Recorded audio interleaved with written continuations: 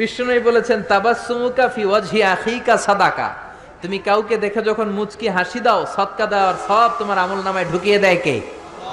আপনি মুচকি হাসি দিবেন, আপনার সদকা দেওয়ার সব হয়ে যাবে।